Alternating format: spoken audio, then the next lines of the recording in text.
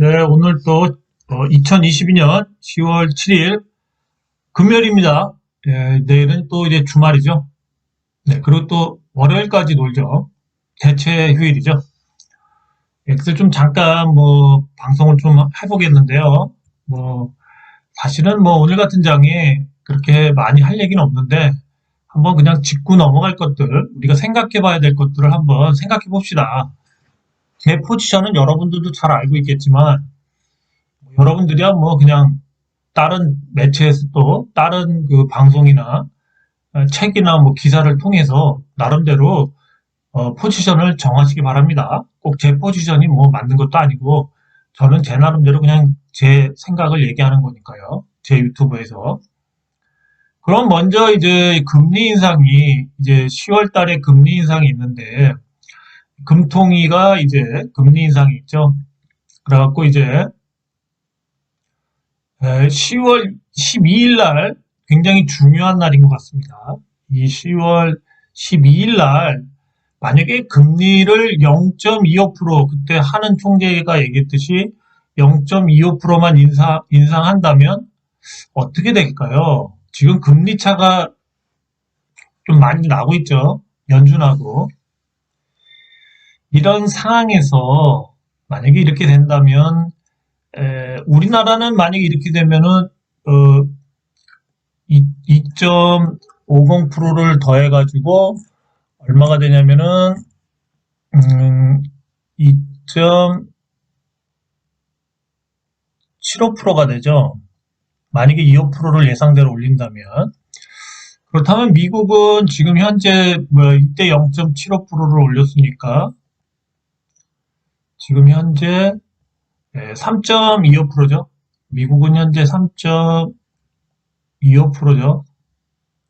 그래서 벌써 여기서도 차이가 5%가 나는데 우리가 이제 대충 통박을 잴 수 있는 게 미국이 그 다음에 11월 1일 날 하죠. 우리는 11월 24일 마지막 남고 또 얘네 또 한 번이 더 남았어요. 미국은.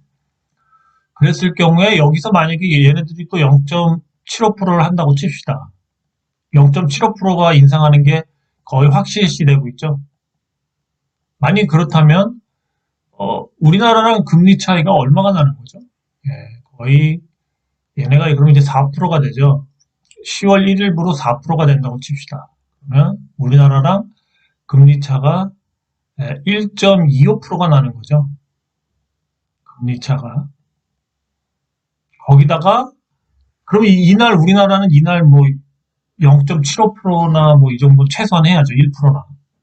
그래서 이때부터 꼬이기 시작하는 거예요. 이 12일부터 꼬이기 시작하는데, 사실은 이제 이때 금리 인상을 이렇게 요만큼 한다면 또 이제 국가에 있는 기획재정부나 이런 데서나 한국은행 같은 데서는 우리나라 펀드멜 괜찮다. 아직까지 외환 보유고 많다. 이런 얘기 하면서 또 안정을 시키겠죠. 그렇지만 서서히 사람들이 달러도 사고 그러면서 아마 환율이 많이 올라갈 것 같아요. 그죠? 이때는 이제 그 가수요까지 붙을 것 같아요. 가수요. 그러니까 이제 달러를 안 사던 사람들도 대충 통박으로 재봐도 가수요가 붙을 수밖에 없죠. 그러니까 매수세가 더 들어오는 거죠. 내국민까지 사들기 시작하니까. 그러면 이때 11월 1일 날 분명히 미국은 한 0.75% 하게 된다는 걸 알기 때문에 주가는 선행해서 움직이겠죠. 그래서 10월 12일부터 빠질 수 있지만 12월 지나서 어쨌든 10월 달 그 중순 이후 10월 20일이든 뒤로 갈수록 이 금리 인상을 앞두고 미국의 그 연준의 금리 인상을 앞두고 주가는 계속 빠진다는 거죠. 우리나라 주가가. 그렇죠? 그래서 10월에 뒤로 갈수록 주가가 계속 빠질 수가 있다는 거죠. 이거는 이제 나중에 차트를 보면서도 이렇게 그림이 그려져요. 그게 지금 되게 심각해요. 10월 10일 날 과연 얼마를 올릴지. 0.5% 올려도 어차피 그 떨어지는 게 조금 늦게 떨어지는 것 뿐이지 11월 1일 날 대폭 인상을 하면은 금리차가 더 벌어지면서 더 폭락할 거다. 그죠? 그래서 이게 우리나라가 여기 꼬인 거예요. 꼬인 거. 지금 한 번 더 하든가 나는 그래야 된다고 생각했는데 안 했죠. 12월에 한 번 더 해야 되지 않나 이런 생각도 들어요. 그리고 지금 계속 한마디로 우리나라 빚이 가계빚이나 이런 게 많아서 이 금리를 더 이상 못 올린다고 그러는데 미국이 저렇게 올려서 인플레를 잡는데 막말로 대출을 안 받은 사람들은 또 뭐냐 이거죠. 왜 우리들까지 이렇게 금리 인상의 피해를 봐서 물가도 계속 불안해지고 인플레도 못 잡고 이러한 상황을 왜 대출을 안 받은 사람, 빚이 없는 사람들은 불공평하지 않나요? 그죠? 네, 그래서 이게 전체를 봐야 돼요, 전체를. 그래서 이 국가에서 어떻게 하는지, 요번에 이 판단을 잘못해서 만약에 0.25% 올린다면, 점점 데미지가 커지겠죠. 네, 데미지가 점점 커지겠죠. 이게 저는 되려 악재로 작용할 것 같습니다. 0.5%를 해도 문제인데, 0.75% 정도는 해줘야 되는데, 최소한. 근데 0.75% 못할 거 확률이 높죠, 우리나라는. 그래서 이 악재가 있습니다. 꼬였어요, 꼬였어. 그래서 조마조마합니다. 한번 10월달 어떻게 흐르는지 보죠. 엄청 꼬였죠? 대충 판단해도 꼬이잖아요. 그죠? 네, 그럼 이제 다른 거 보죠. 네, 이제 기사를 좀 보죠. 이건 뭐 유명한 기사죠. 예, 환율 방어에 그 이제 9월 달에 외환 보유액이 197억 달러가 급감했습니다. 금융위기 후 최대폭. 요게 이제 10월 초에 나왔죠. 10월 6일 날. 그리고 이제 11월 6일이나 이때 11월 초에, 11월 한 6일쯤에, 그, 외환보유고 10월 달에 얼마 썼는지가 나오겠죠. 근데 이게 좀 여기 내용을 보면 좀 선뜻한 내용들이 있어요. 어쨌든 우리나라가 환율 보호를 위해서 197억 원을 써가지고, 현재 외환보유고가, 얼마냐면은, 간단간단해요.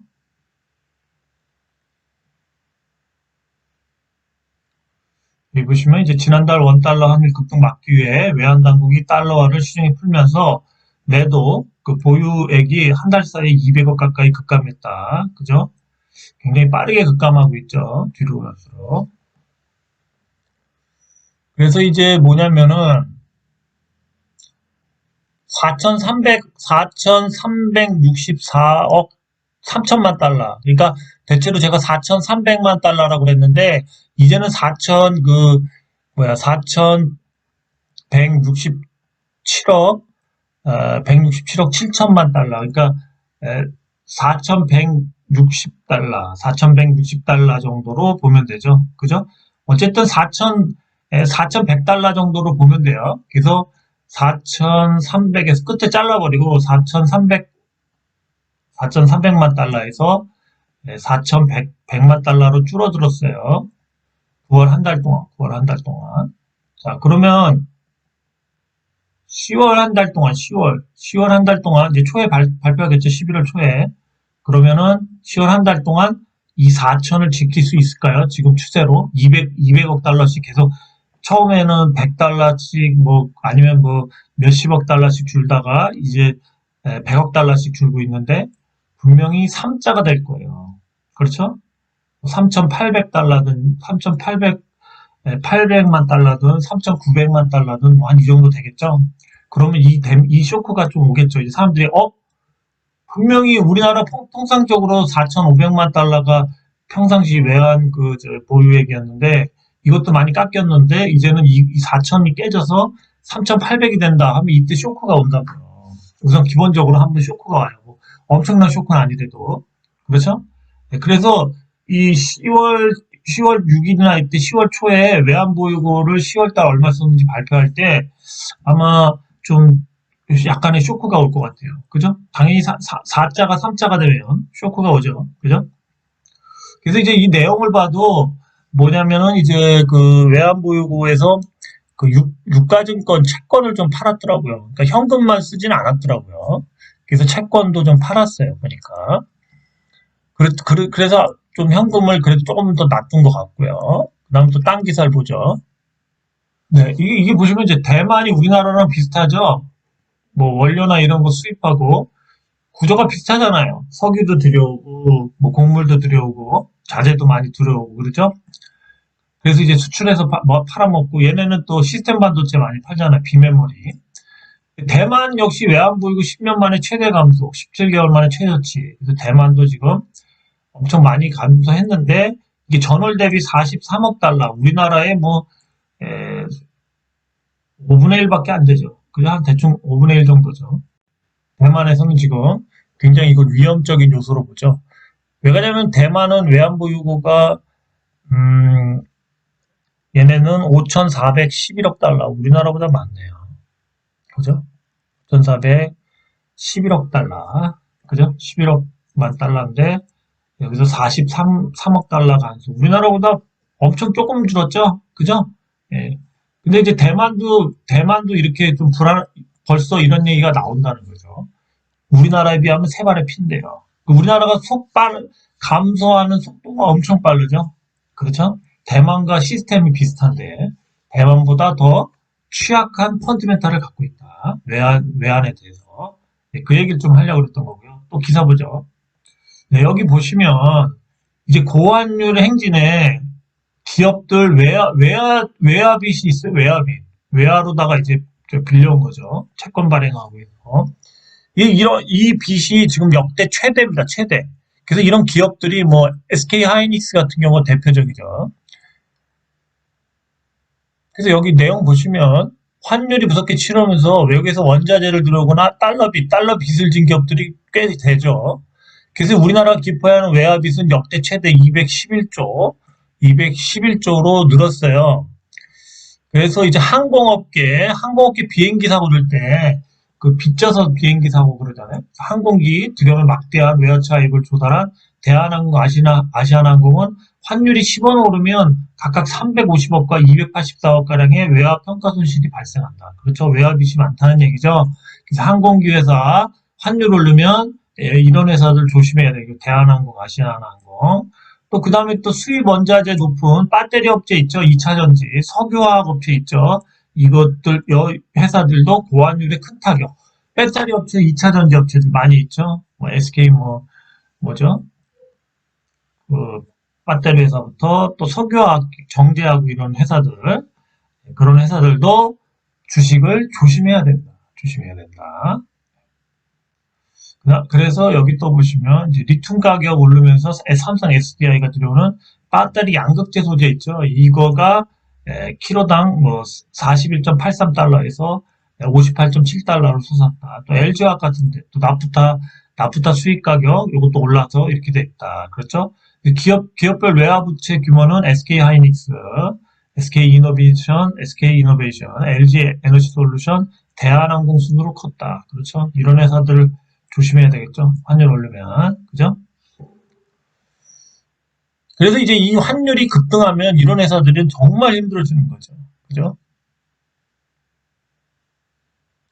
그래서 여기 보시면 이해 올 상반기 말 1,491억 달러, 우리 돈으로 210조 원에 이르며 역대 최대치를 찍은 기업들의 금융 부담이 늘어날 전망이다. 안 좋은 것만 계속 나오는 거죠. 그동안 이런 환율이나 뭔가 경기가 안 좋아지면 이렇게 땅속에 숨어있던 악재들이 여러 개가 있거든요. 다반면에. 근데 이 악재들이 호재일 때는 이렇게 숨어있다가 슬금슬금 틈으로 기어나와요. 악재들이 계속 튀어나와요. 그래서 지금 악재들이 튀어나온 게 뭐예요? 환율 오르니까 달러 빚을 많이 진 또는 원자재를 많이 수입하는 회사들이 지금 악재들이 계속 튀어나오는 겁니다. 그렇죠? 이런 거 체크 잘해야 돼요. 갑자기 폭락해요. 이런 주식. 잘못하면. 정부도 이제 고환율 제품 가격이 급격한 상승과 투자 축소로 이어지지 않도록 기업들 협조를 당부하기로 했다. 뭐 이런 내용이 있습니다. 그래서 이제 뭐 미리 재고를 쌓아놓고 위기에 대응하고 있다. 상당수 기업. 그렇죠. 근데 이 재고 소진이 거의 다 됐죠. 이제부터는 저쪽 본격적인 게임이에요. 환율이 떨어져 줘야 돼요. 재고 없고 지금 곡물도 그래요. 역시. 그래서 지금 가을이 두렵다. 가을 겨울이 그런 겁니다. 고환율이 지속될 경우 물가 상승 압력으로 작용해 고물가 속 불황인 스태그플레이션을 불러올 것으로 우려하고 있다. 그렇죠? 악재일 때는 숨어있던 악재들이 슬금슬금 솟아와서 악재가 부각이 된다. 부각. 그 대신 호재는 뭐예요? 이 악재에 의해서 악재가 부각이 되면 호재는 가라앉아서 숨어버려요. 호재는 안 보여요. 네, 명심하세요. 악재가 부각이 됩니다. 이게 이제 10월 중순 이후부터 나타난 상황이기 때문에 대비를 하시라는 거예요. 당분간은 주가가 그래도 많이 안 빠지죠. 이럴 때 잘 전략을 짜서 행동해 보십시오. 어쨌든 10월 12일부터 이 금리를 발표를 얼마 하냐가 중요하고 그 이후에 이제 주가가 어떻게 변동하고 또 12월 1일 날 FOMC에서 금리를 얼마나 올리냐에 따라서 이 환율과 모든 게 싹싹 그냥 제대로 그 뒤통수 맞을 수도 있는 상황이니까 잘 짜세요. 어차피 예측이 되는 영역들이에요, 지금. 네, 여기까지 얘기해 보겠습니다. 네, 그리고 환율 차트를 좀 보면요. 어제 저는 1시에 신한은행에 가서 뭐 그때 뭐 이렇게 좀 약간 후원해 주신 돈하고 제 돈을 조금 합쳐갖고 그 달러를 한번 좀 사봤어요. 그래서 그냥 저 뭐지? 한번 저 통장에 안 넣고 달러 통장에 안 넣고 한번 환전을 해봤더니 그 어제 1시 정도가 1,429원 그 전표에 1,429원이 찍히더라고요. 그래서 그걸 이제 어머니를 갖다 드렸어요.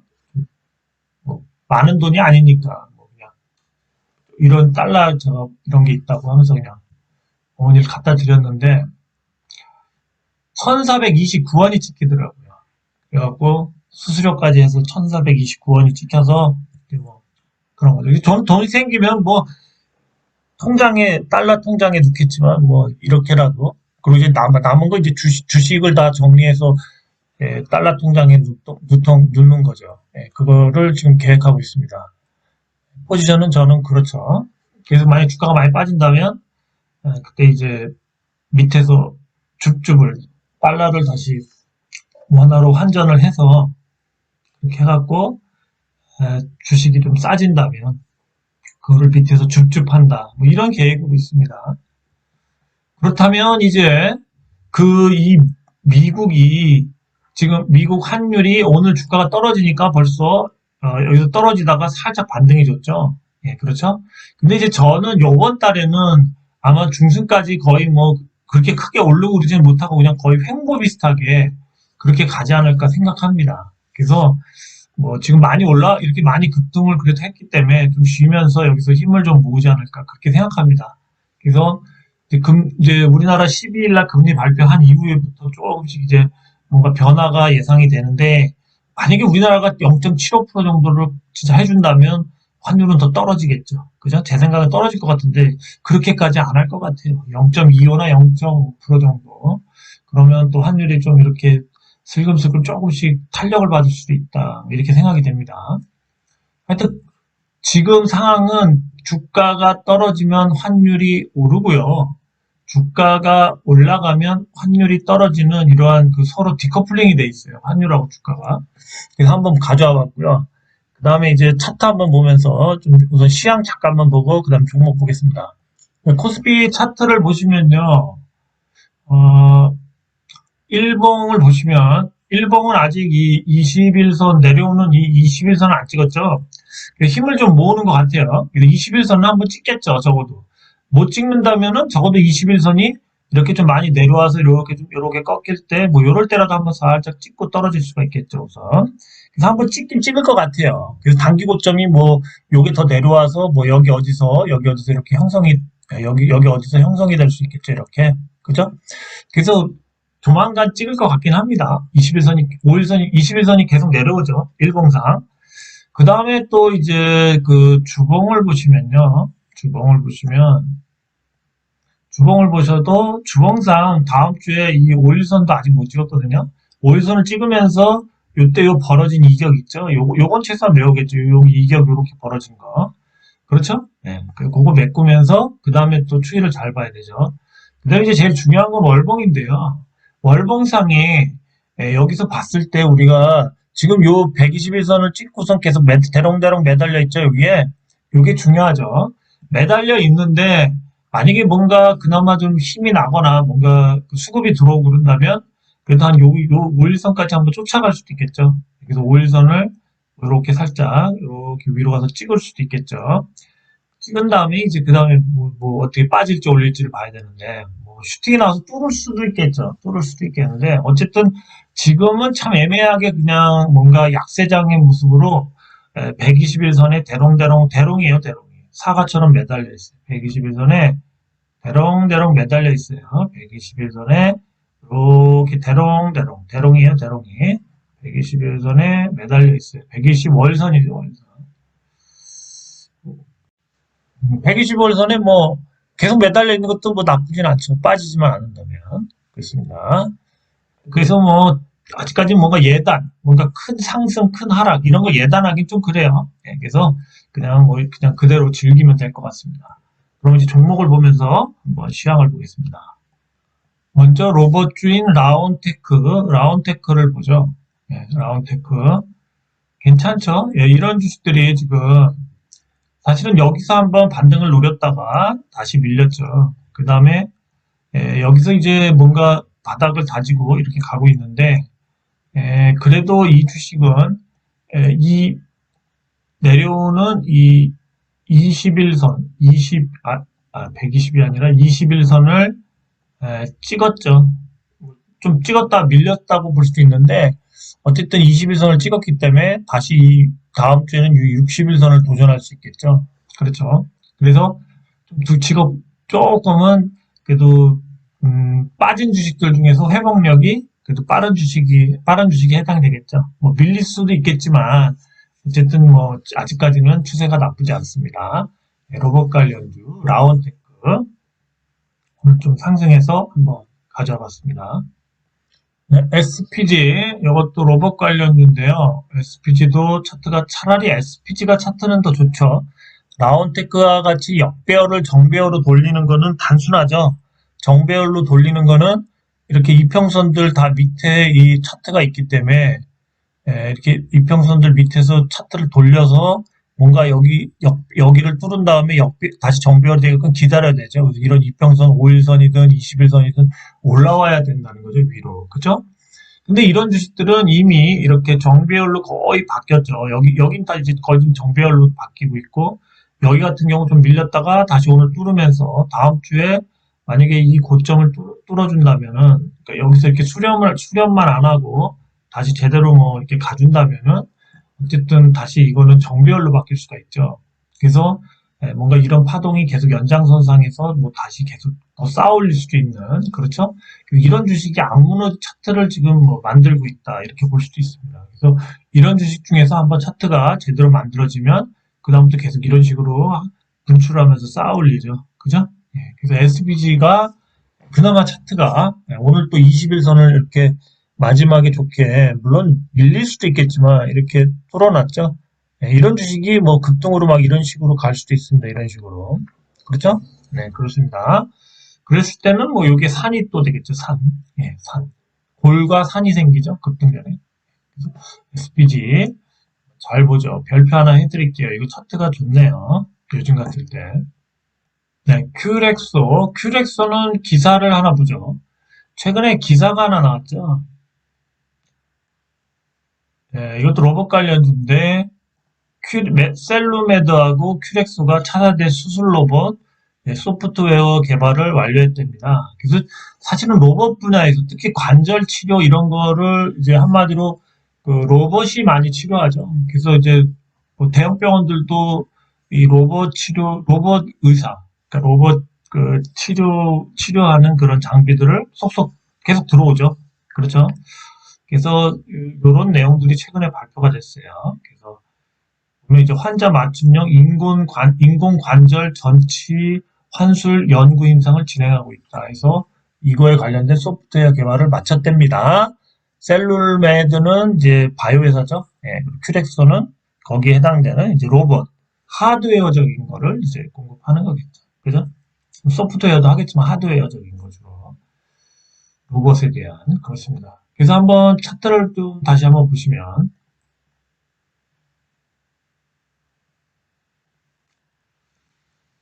차트를 보시면 한번 일봉을 보시면 그렇죠. 얘는 보면 이제 물론 여기서 이제 사실은 이제 여기서 고를 깊이 팠는데 고를 깊이 파도 이 이평선들 어쨌든 다 찍었잖아요. 오늘 찍었다 밀렸죠. 그래서 굉장히 빨리 가는 거죠. 아까 처음에 봤던 라운테크보다도 얘가 훨씬 빨리 가는 거죠. 그죠? 이 지금은 빨리 회복력. 그러니까 지금 주식들은 이 회복력을 봐야 돼요. 회복. 얼마나 빨리 본 궤도로 회복을 하는지 빨리 하는 놈이 뭔가 재료가 임박했겠죠. 그래서 이 회복력을 봐야 돼요. 회복력. 큐렉스가 회복력이 빠르죠. 그 다음에 다시 이렇게 한번 쭉 쏟았다가 또 다시 누르고 이렇게 갈 수 있는 그런 여력이 되죠. 그래서 큐렉소가 좀 더 빨라요. 그래서 큐렉소는 그래도 지금 그리고 계속 뭐 여기서 누군가 매수세가 들어와서 계속 봉이 이렇게 좀 길어지고 있죠. 물론 윗꼬리를 달고 있지만 네, 큐렉소였습니다. 큐렉소. 네, TPC 같은 경우는 4월 달에 3D 바이오 프린터 양산이 될 수 있죠. 그래서 이벤트가 있죠. 이 차트가 오늘 조금 좋았어요, 사실은. 물론 많이 오르진 못했지만, 근데 여기서 이제 이 주식 같은 경우는 뭐 계속 떨어졌는데, 떨어지다가 오늘 같은 경우는 무너뜨릴 수 있었는데 안 무너뜨렸죠. 그리고서 이제 최고가가 종가가 됐어요. 최고가가 종가가 되면 이렇게 한번 찍었다가 꼬리 달 수도 있습니다. 이렇게 찍었다가 꼬리 달고 뭐 몸통이 여기서 끝나는 뭔가 이런 긴 양봉이 나올 수 있다는 거죠. 이런 식으로 한번 쏴줄 수가 있어요. 월요일 날. 그러면 이제 이런 데서 단타 치고 나가는 거죠. 우선 단기적인 매물들은. 그죠? 네, 그렇습니다. 그래서 이런 거 같은 경우가 월요일 날 잘하면 시세가 나올 수도 있습니다. 그죠? 한번 이런 거 채웠다가 다시 빠지는 거죠. 그러면서 이평선을 다 찍고 그렇게 찍어줌으로써 앞으로 큰 시세가 나올 수 있다. 그건 뭐 한 보름에서 한 달 이상, 2달 이렇게 걸리겠지만 큰 시세가 나오려면 그 예고편이 되는 거죠. 예고편. 이러한 만약에 윗골이 다는 모양이 나온다면 그렇습니다. 그래서 TPC 한번 잘 보죠. 네, 그 다음에 이지바이오 곡물주죠. 한번 찾아보죠. 오늘 좀뭐 폭의 상승이었는데 그렇죠? 네, 이런 주식들도 이제 이렇게 가다가 빠져서 다시 이제 여기서 힘을 모으고 있죠. 근데 이제 여기에 보면은 장기 평선이 여기에 있기 때문에 이걸 한번 이렇게 툭툭 한번 언젠가 찔러주면서 꼬리를 달아야 될 것 같아요. 그래서 한번 이런 거 노릴 수도 있죠. 이런 데서 매도를 치는 거죠. 한번 꼬리를 한번 달 수가 있습니다.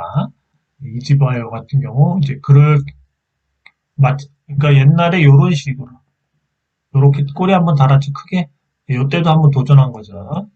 이런 식으로 한번 나올 수 있을 것 같아요. 그래서 이런 거 뭐 하루 그냥 잠깐 팍 치고 빠지는 뭐 이런 맛이죠. 이지바이오였습니다. 네, 그 다음에 이제 미래생명자원 한번 보죠. 미래생명자원.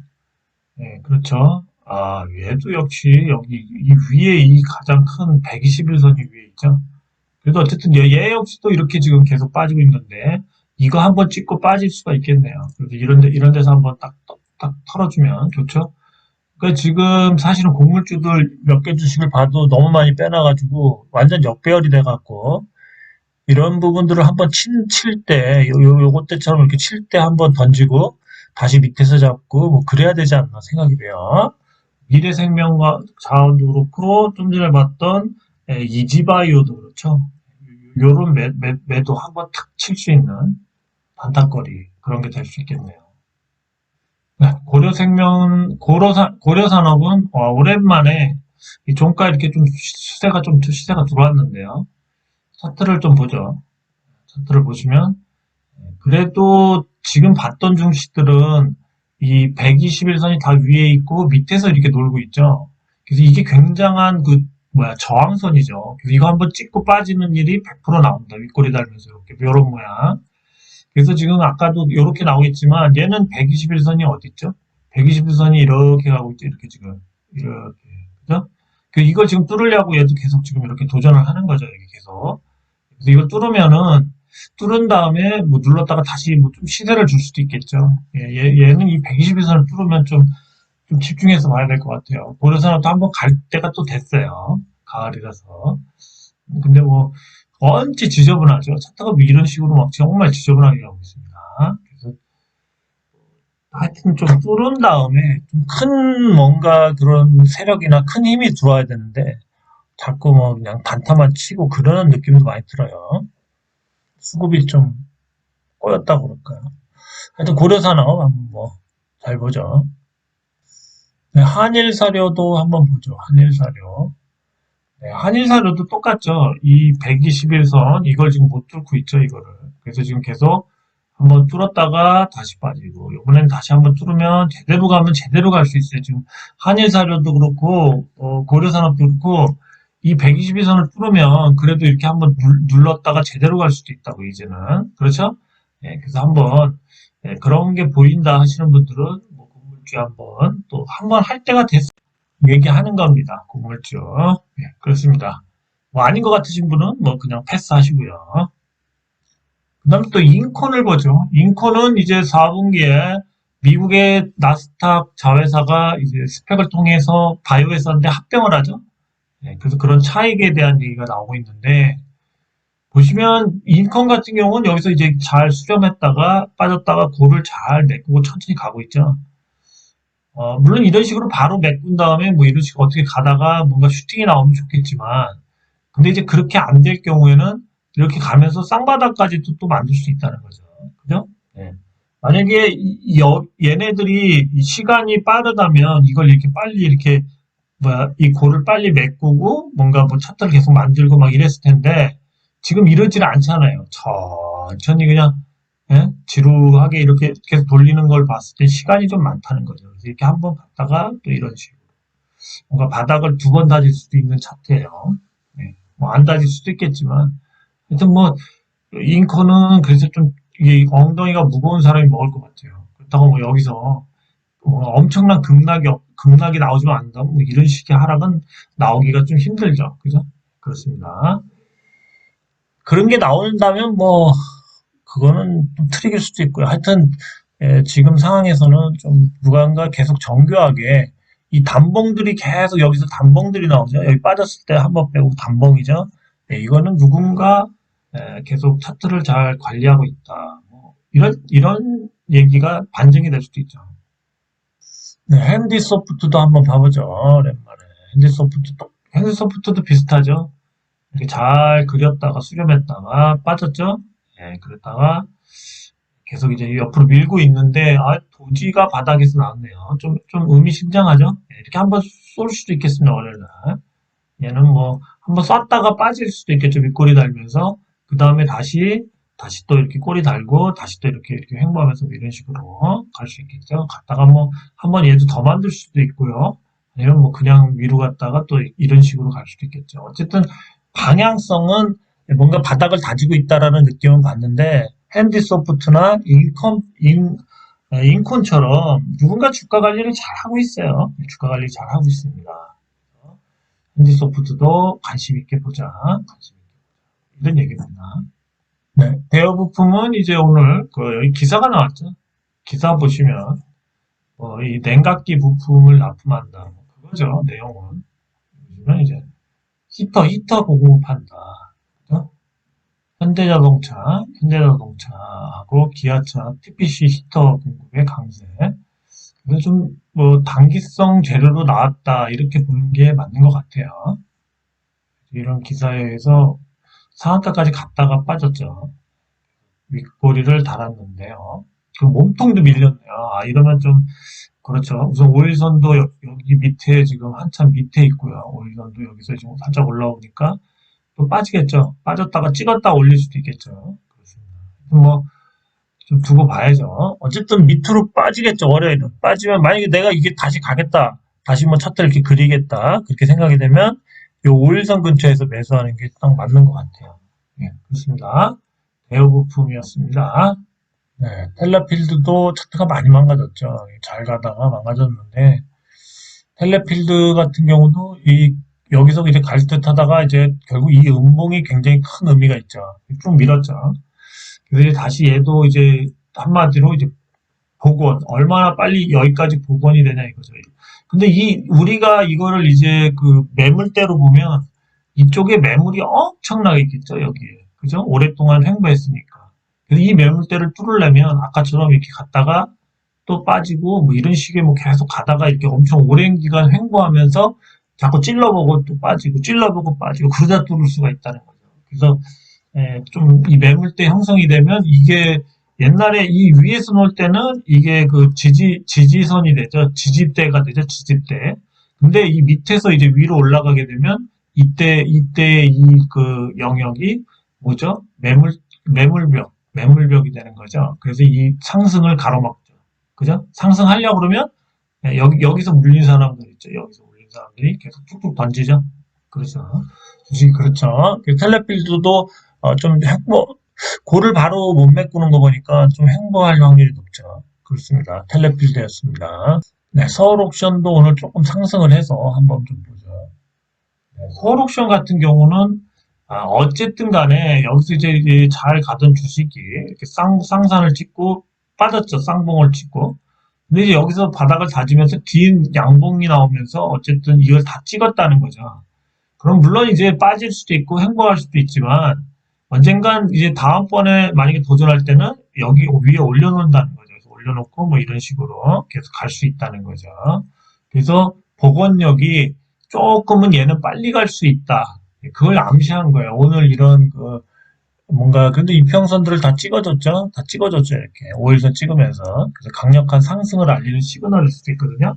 더 여기서 뭐 바로 간다는 건 조금 그렇게까지 뭐 장이 좋지 않으니까. 근데 어쨌든 뭐 호재나 이런 게 있다면 실적이 있다면 하루 눌렀다가 다시 가고 뭐 이런 식으로 좀 그다음부터 긴 봉이 나와야지만 계속 상승을 할 수 있겠죠. 그죠?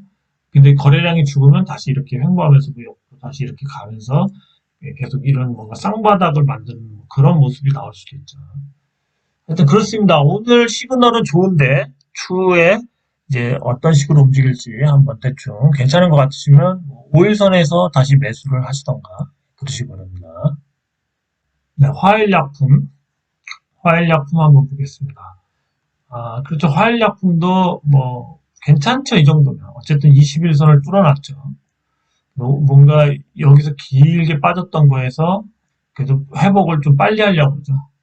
물론 이 이후에 뭐 바로 찍고 갔다가 다시 빠졌다가 다시 가고 뭐 이럴 수는 있지만 어쨌든 간에 회복력이 조금 빠른 겁니다. 그냥 회복할 수도 있겠죠. 그래서 이 뭔가 회복력이 빠른 거를 자꾸 찾는 방법은 어쩔 수 없습니다. 이렇게 주가들이 가다가 어쨌든 이렇게 해서 흘러내려서 이렇게 흘러내서 고를 파고 있는데 여기서 이 회복이 좀 빨리 되는 주식들 그냥 이런 주식들을 찾을 수밖에 없는 거죠. 왜 자기는 여기서 이렇게 회복이 빨리 됐다는 거는 나 살아있어 빨리 와서 뭐 봐줘 뭐 이런 거죠. 그죠? 근데 뭐 어떤 주식들은 뭐 여기서 깔짝거리면서 아직도 뭐 21선도 못 찍고 이렇게 가고 있죠. 그죠? 그런 주식이 또 더 횡보할 수도 있습니다. 계속 쭉. 그래서 이 주식이 한 단계 빠지면 이 매물벽 때문에 이 매물벽에 있는 물량을 여기서 이렇게 횡보하면서 받을 수 있는 그런 그 포지션이 생기기 때문에 뭐랄까 사실은 그래서 자꾸 주가 종합지수가 빠질 때 주식을 보유한다는 게 시작점이 바뀌면서 뭐랄까 이런 복원력이 약하면 그냥 한 단계 또 하락인 거예요. 네, 한 2, 30% 하락하고 거기서 횡보 한 두세 달 이상 하고 또 그런 또 매집 밑에서 매집하는 과정일 수도 있지만 횡보하면서 그런 과정이죠. 네, NSN도 오늘 좀 급등을 해서 한번 차트를 보죠. NSN 같은 경우도 NSN은 차트가 그래도 좀 낮죠. 그렇죠? 이 부분을 그래도 어쨌든 이렇게 해서 다 지금 그래도 이 장기 이평선 이거를 찍은 다음에 한번 빠질 거예요. 아마 이런 식으로. 그죠? 이런 식으로. 그래서 여기까지는 우선 뭐이 장기 이평선까지는 뭐 한번 찍고 빠질 수가 있겠네요. 그렇죠? 근데 어쨌든 이 주식도 보면은 단기적으로는 어쨌든 여기 가운데 이 가격대가 있기 때문에 이걸 찍고 빠지면은 또 밑으로 또 이렇게 한 번 또 더 빠질 수가 있어요. 이 매물대를 하회했다가 다시 이런 식으로 갈 수가 있다고요. 바로 그냥 올라와서 여기서 매물대를 지지하고 이렇게 주가가 그냥 뭐 이런 식으로 바로 올라와서 뭐 이렇게 버텨주고 다시 간다면 엄청 센 재료가 있겠죠. 그죠? 이런 차트가 나오면 뭐 떼끼리죠, 떼끼리. 오케이인데 대체로는 이렇게 갔다가 이제 매물대 다시 밀려서 이렇게 갔다가 다시 이렇게 돌아서 가고 뭐 이런 식으로 계속 돌아서 뚫고 시간을 횡보하면서 그렇게 시간이 막 한두 달 가는 거죠. 그렇습니다. 네, 블루베리 NFT가 오늘 좀 상승을 했죠. 그랬다가 좀 빠졌어요.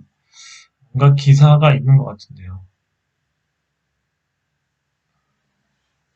전해 기사들이 많은데 하여튼 이 블루베리 NFT 관련 주식들인데 차라리 이제 보시면은 이런 식으로 이렇게 완만하게 계속 빠진 주식은 바닥을 다지면 이런 식으로 해서 이렇게 계속 갈 수 있는 그런 포지션들이 있죠. 차라리 이격들이 좀 많이 벌어졌으니까 뭐랄까 뚫기가 좀 편하죠. 계속 뚫면서 빠졌다 이런 식으로 빠질 수가 있죠.